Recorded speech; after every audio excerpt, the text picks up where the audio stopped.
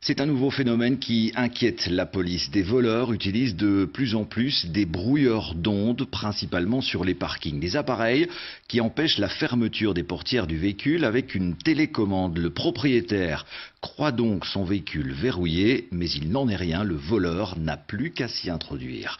Frédéric Matriche, Denis Strill.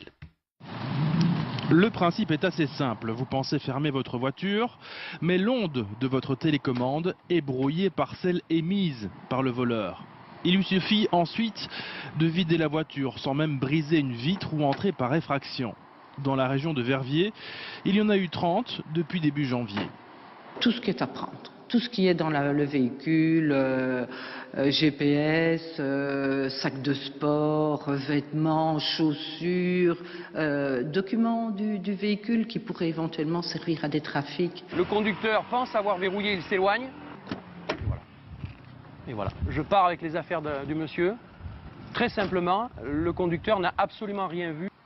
En France aussi, le phénomène interpelle. Il y a 10 jours, 3 voleurs ont été pris en flagrant délit. La police nationale a publié un communiqué pour mettre en garde la population.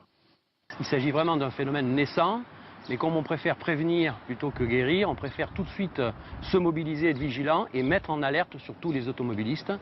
Dans le commerce, ces brouilleurs d'ondes sont facilement accessibles et peu de voitures résisteraient à ce système. Il n'y a pas de parade absolue.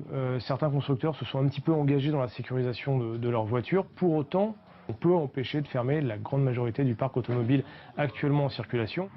Le brouilleur d'ondes empêche la fermeture à distance, mais il ne permet pas d'ouvrir le véhicule. La recommandation est simple, vérifier que la voiture est bien fermée et enlever les objets de valeur qui se trouveraient dans le véhicule.